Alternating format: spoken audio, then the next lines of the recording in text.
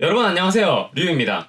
오늘은 저번에 삭제되었던 제 인기 영상이었던 일본 한자 학습 순서에 관한 영상을 다시 한번 리뉴얼 해가지고 촬영을 했어요.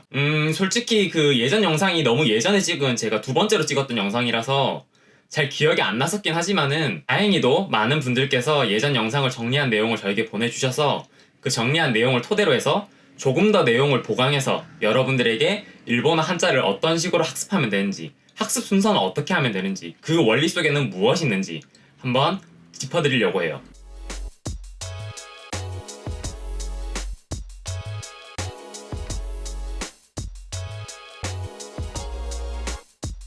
자, 여러분, 일본어 한자 공부하시는데 잘 안 외워지시죠? 내가 몇 번이고 반복해서 본 것 같은데도 안 외워지고 돌아서면 까먹는 것 같고 시험 문제 보면 외웠다고 생각했는데도 불구하고 잘 모르겠고 그러시지 않으세요?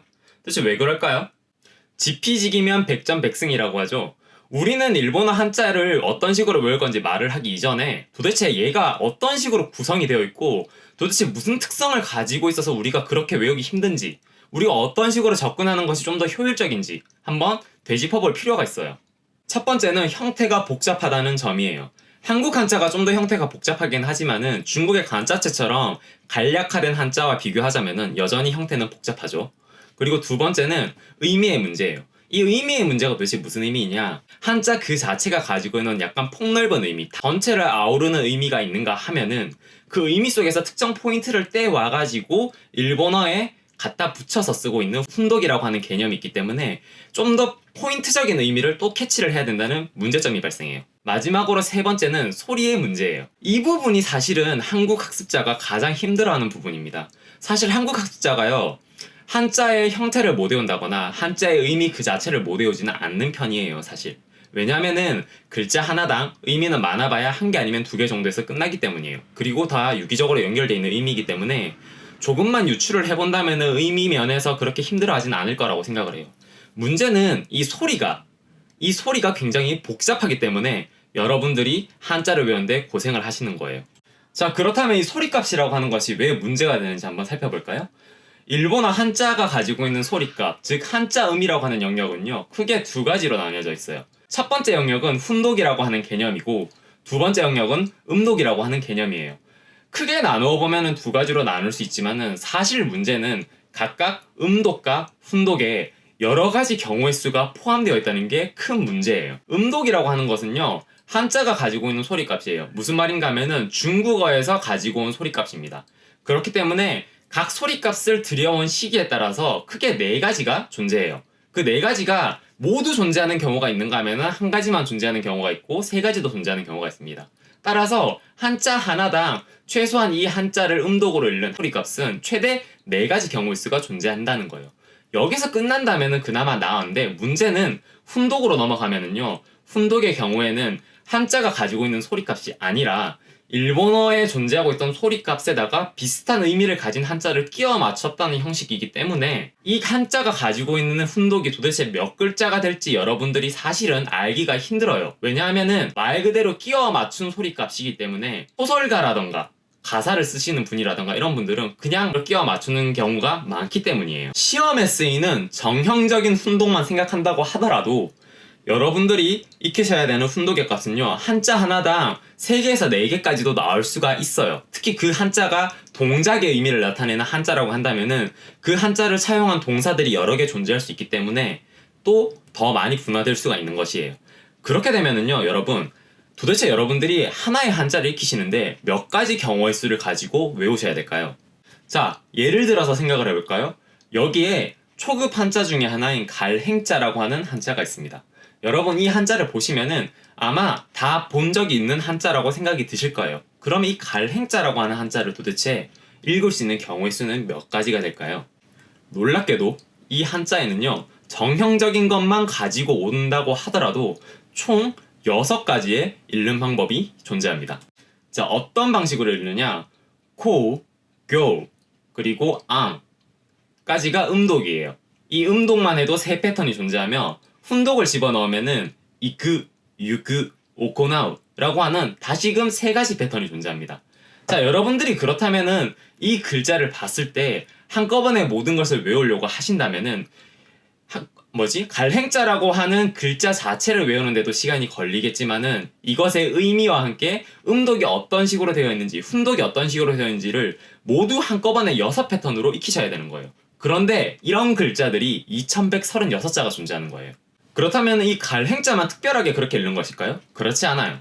예를 들어서 돌석자를 한번 봅시다. 이 돌석자라고 하는 한자는요, 돌석자예요. 말 그대로 돌을 의미하는 그림에다가 석이라고 하는 중국의 음가를 붙여놓은 것을 한국에서 따온 것이죠.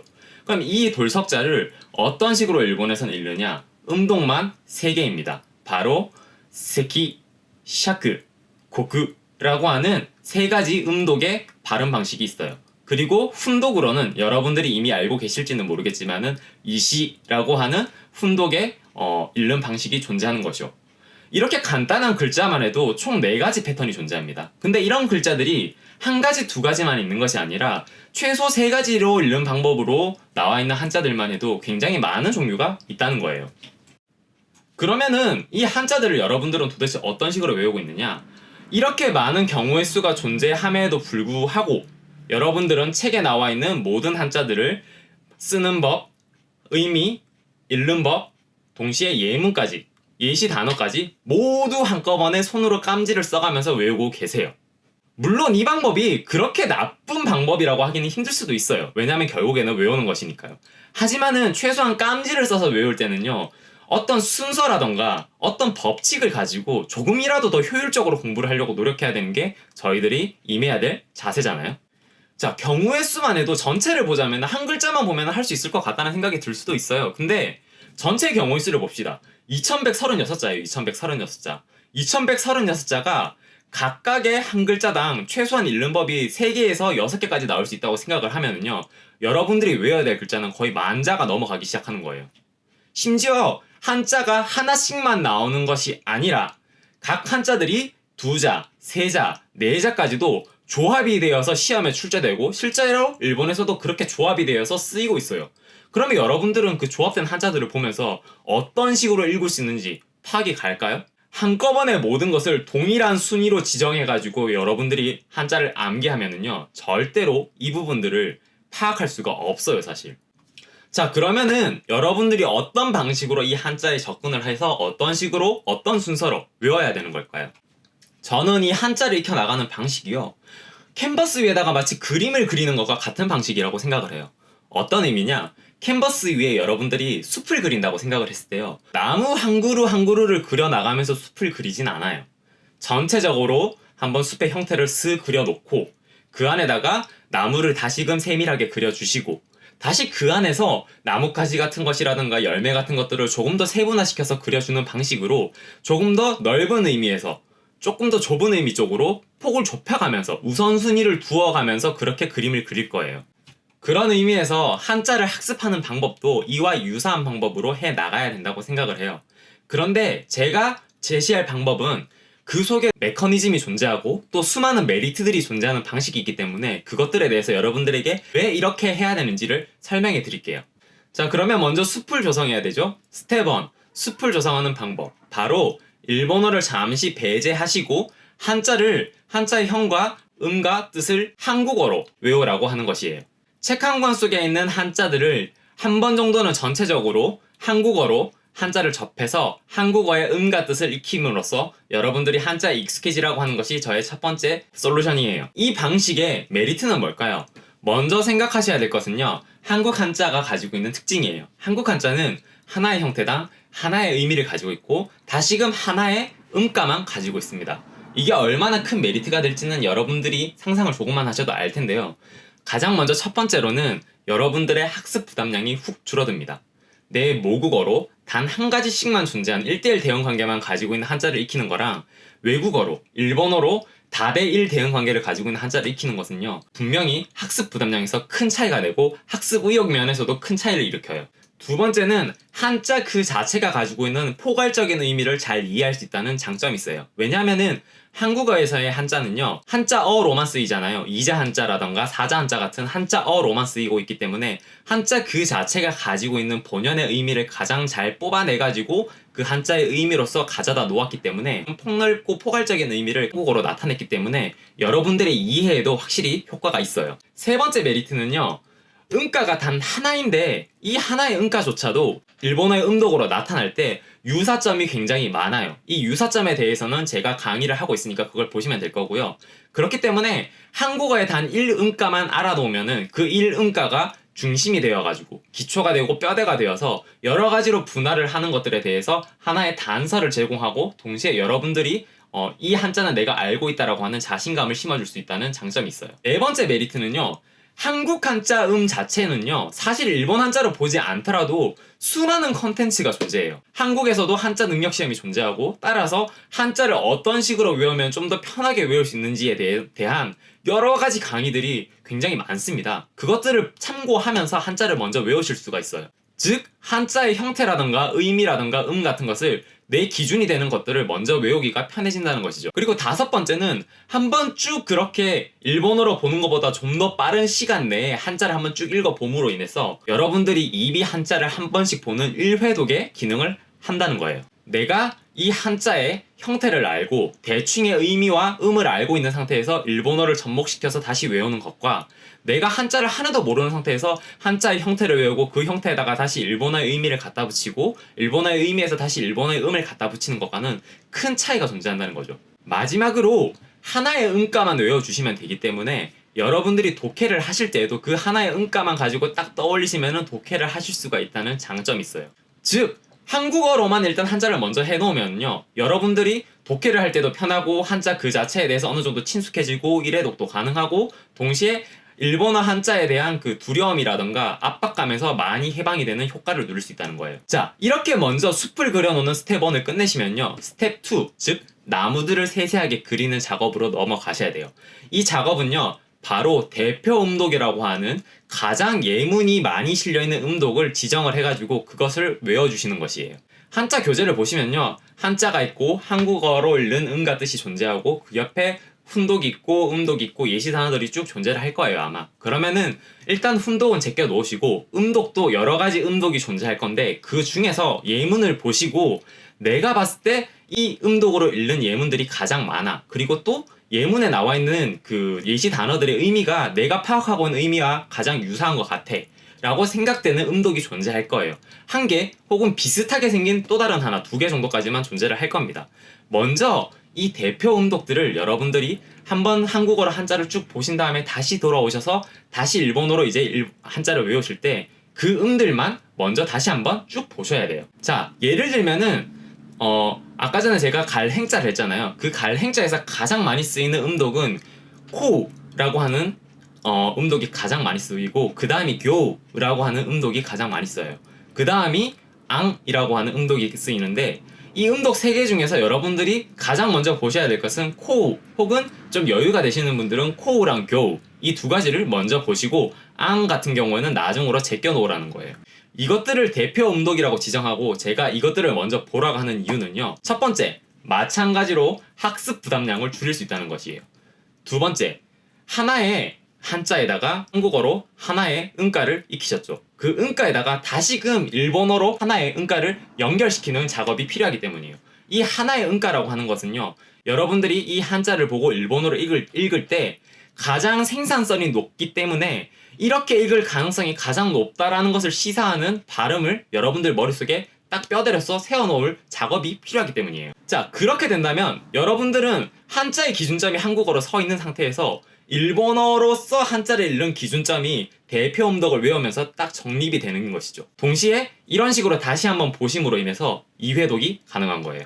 자, 그렇게 스텝 2까지 끝내신 분들은요, 다시 한번 처음으로 돌아오셔서 내가 익혔던 한자와 대표 음독을 다시 한번 체크하시면서 예외 음독, 즉 아까 전에 남겨놓았던 갈행자의 앙 같은 경우 이런 예외 음독들, 아마 예외 음독의 경우에는 관용음인 경우가 많기 때문에 예시 단어가 많아봐야 2개에서 3개 될까 말까 할 거예요. 그 정도 선에서 끝나는 단어들이기 때문에 생산력이 굉장히 낮은 예외적으로 읽는 애들이죠. 얘네들까지 딱 파악을 해 두시면은 여러분은 이제 총 3회 독을 하시면서 한자 그 자체와 한자의 의미와 음독을 모두 익히시는 것이 되세요. 그러면 이걸로 끝이 나느냐? 그것은 아니죠. 그것은 아닙니다. 이렇게 하셔서 끝이 안 나는 이유 중에 하나는 여러분들이 훈독을 남겨두셨잖아요. 이 훈독은 그럼 어떻게 처리를 해야 되느냐? 훈독은요, 제가 봤을 때는 2.5스텝이라고 생각을 하셔야 돼요. 2.5스텝. 무슨 의미냐? 여러분들이 음독을 익혀 나가시면서 훈독 같은 경우는요, 단어장으로 옮겨가지고 그냥 보셔야 돼요. 계속. 어휘를 여러분들이 한자는 한자대로 학습하시고 어휘를 따로 외우신다는 생각을 하시면서 훈독들을 보셔야 되는데요. 이때 중요하신 점은 훈독을 보실 때 반드시 이 훈독을 한자와 결합시켜서 생각하려고 하지 마시고 먼저 읽는 방법과 의미에 좀 더 치중을 하셔서 외우셔야 된다는 거예요. 아까 갈행자에는 이쿠라든가 오코나우라고 하는 훈독이 있다고 했어요. 그러면 여러분들이 외울 때 갈행자에는 이쿠와 오코나우가 있어 라고 외우시는 것이 아니라 갈행자를 잠시 제껴두시고 유쿠는 가다, 오코나우는 행동하다, 뭐 행위하다 이런 식이죠. 그런 식으로 읽는 방법과 의미에 치중해서 특히 의미에 더 치중을 하셔가지고 여러분들이 외워두시라는 거예요. 그렇게 외워두시고 나셔서 마지막에 스텝 3로 갔을 때 다시 한번 얘네들을 결합시켜서 보시라는 거죠. 이 작업이 왜 필요한가? 바로 이 작업이요, 훈독이 발생한 이유이기 때문이에요. 애초에 훈독은요, 한자를 읽는 방법이 아니었어요. 한자가 들어오기 전에 일본어가 존재했잖아요. 그 일본어가 존재했는 데에다가 한자를 집어넣어서 보면은 좀 더 의미가 세분화되고 구체화되기 때문에 비슷한 의미를 가진 한자를 읽는 방법과 의미에다가 끼워 맞춘 형식이에요. 다시 말하면은 그 방식 그대로 하시면은 여러분들이 봤을 때 그냥 이해가 된다는 거죠. 내가 이미 한자로 갈행자라고 하는 것이 가다라고 하는 의미를 지니고 있는 것을 알고 있으면은 육구도 가다잖아요. 그쵸? 그럼 거기에다가 갈행자를 집어넣어도 되는 거라는 것이 여러분들 머릿속에 딱 링크가 된다는 거예요. 자, 이렇게 훈독과 음독을 어떤 순서로 어떤 형식으로 익혀야 되는지 제가 말씀을 드렸는데요. 여기에다가 여러분들에게 조금 더 조언을 드리고 싶어요. 자, 이렇게 학습을 하면은 큰 틀에서 봤을 땐 무엇이 좋으냐? 여러분들이 2136자를 보실 때 최소 3회독은 하게 되신다는 거. 뭐 많으면 4회독, 5회독까지도 가시겠지만은 최소 3회독은 여러분들이 한자를 통으로 한번 보시게 되세요. 근데 1회독 할 때에도 속도가 그렇게 늦지 않고 2회독 할 때도 속도가 그렇게 늦지 않고 3회독 할 때는 속도가 훨씬 더 빨라지게 여러분들이 한자를 보실 수 있고요. 또 다른 메리트로는 각각 의미와 뜻과 형태라고 하는 요소들이 모두 링크가 돼가지고 한번 링크가 됐다가 역순으로 링크가 되기도 하고 하시면서 여러분들 머릿속에서 한자라고 하는 틀이 기준이 확고하게 자리 잡게 돼요. 자, 그러면은 여기에서 더 해드릴 말씀이 없느냐? 한 가지 더 조언이 있어요. 바로 한자를 학습할 때 크게 2가지 덩어리로 나누어가지고 학습을 하시라는 거예요. 2136자가 존재하는데 그 안에서 초등학교 6학년까지 익혀야 되는 N3 정도 레벨의 한자가 제가 알기로 1000몇 자 정도로 알고 있어요. 그리고 그 후반부의 한자가 상위 레벨 한자가 1000몇 자 정도로 알 수 있어요. 그러면 이거를 퉁쳐서 그냥 천자라고 했을 때요, 앞에 천자를 A랭크라고 생각하고 뒤에 천자를 B랭크라고 생각을 해보죠. 그러면 여러분들이 어떤 식으로 학습을 하시는 게 가장 효율적일까요? 전체를 학습한다고 생각하셨을 때요, A랭크를 먼저 보시고 A랭크의 스텝 3에 들어가는 그 시점에 B랭크 스텝 1을 동시에 시작하시는 것이 가장 베스트예요. 왜 이런 식으로 하는 것이 좋은가 하면은요, 여러분들이 스텝 3로 넘어가시면은 보시는 시간이 굉장히 짧아집니다. 정말 짧아져요. 왜냐면 내가 이미 한자를 2번 이상 외운 상태에서 스텝 3로 들어가는 것인데다가 스텝 3는 또 예외 음독이기 때문에 읽는 방식이 굉장히 적은 데다가 뭐 예외 음독이 없는 경우도 있어요. 없는 경우도 있고 뭐 나온다고 해도 가지수가 굉장히 적어요. 그러니까 그 스텝 3를 진행하는 것과 동시에 B랭크의 스텝 1을 동시에 진행하시는 거죠. 그렇게 되면은 한자 학습의 주기가 끊이지 않고 쭉 이어가지게 됩니다. 그렇게 해서 A랭크를 한번 끝내시고 B랭크를 끝내시는 시점에서 전체적인 것을 한번 더 보세요. A랭크와 B랭크를 합쳐가지고 여러분들이 잘 못 외운 한자들이 분명히 존재할 거예요. 그렇기 때문에 그 내가 헷갈리는 한자들만 뽑아가지고 전체를 한번 더 보시면은 여러분들이 한자를 도대체 몇 번 학습하는 걸까요? A랭크에서 최소 3번, B랭크에서 최소 3번 더해서 전체적으로 마지막으로 한 번 더 총 7번의 학습을 하시게 되는 것이 됩니다. 자, 이런 식으로 학습을 했을 때 여러분들 머릿속에 한자가 한 70%에서 80% 정도 안 남아있다면은 그건 문제가 있는 거예요, 사실. 이렇게 설명을 드렸는데, 이렇게까지 했는데 안 헤어지신다. 그러면은 이제 저도 개별 솔루션으로 들어가는 수밖에 없겠죠. 뭐 개개인의 성향에 따라가지고 어떤 식으로 외울지를 말씀해 드리는 수밖에 없는데, 아마 대체적으로 이런 식으로 하시면은 여러분들 다 외우실 거예요. 저도 이런 식으로 외워가지고 대부분의 한자를 학습할 당시에는 다 외웠으니까요. 문제는 여러분들이 학습을 안 하시잖아요. 한번 보시고 다 까먹습니다. 저도 다 까먹어요. 심지어 일본어 교수님이나 아니면 언어학 교수님도 한자를 안 쓰시는 거는 그렇게 어려운 한자가 아님에도 불구하고 헷갈려 하시고 까먹고 그러세요. 그게 현실이고요. 그러니까 여러분들이 2136자를 완벽하게 100%내 것으로 다 마스터해가지고 내가 다 알아야 된다라는 생각을 가지고 학습에 임하시지 마시길 바래요. 한 전체의 70에서 80% 정도, 한 2000자 정도만 여러분들이 깨우친다고 생각을 하시고, 잘 안 외워지는 한자들은 따로 뽑아가지고 차근차근 익혀간다고 생각하시고 너무 마음의 부담을 가진 상태에서 학습에 임하지 않길 바랍니다. 마지막으로 제가 한자 챕터에서 굉장히 많은 강의들을 할 예정이에요. 지금 올리고 있는 강의들은 한국어가 가지고 있는 음가에서 일본어가 어떤 식으로 읽힐 수 있는지, 그 대응 관계에 대해서 어떤 법칙성이 존재하고 그 감각을 여러분들이 좀 더 파악하기 쉽도록 제가 강의를 올리고 있어요. 그 부분들을 보시면 될 거고요. 제가 말씀드린 부분 중에서 훈독에 대한 이해가 잘 안 되시는 분들이 있을 거예요. 훈독에 대한 이해가 잘 안 되시는 분들 같은 경우에는요, 제가 올린 강의 중에 만나다의 아우랑 그림자의 가게라고 하는 것이 어떤 식으로 한자의 쓰임이 다른지를 보시면은 금방 이해가 가실 거예요. 왜냐하면은 아우 같은 경우에는 한자가 총 4개 쓸 수 있고요. 카게 같은 경우에도 일반적으로 한자가 2개로 나뉘어서 쓰여요. 의미가 분화되어서 쓰이기 때문에 여러분들이 훈독을 통해서 한자를 암기하려고 하면은 여러 가지 에러 상황이 발생한다고 하는 것을 그 영상을 보시면은 아마 충분히 아실 수 있을 거라고 생각을 해요. 자, 오늘 저희 강의는 여기까지였습니다. 여러분, 한자를 익히는 거 너무 힘들어하지 마세요. 충분히 하실 수 있습니다. 또 구체적으로 어떤 식으로 익히면 되는지에 대해서도 제가 다음 영상들을 다 만들어 놨잖아요. 그것들을 보시면서 좀 더 참고를 해 주시길 바래요. 오늘은 여기까지.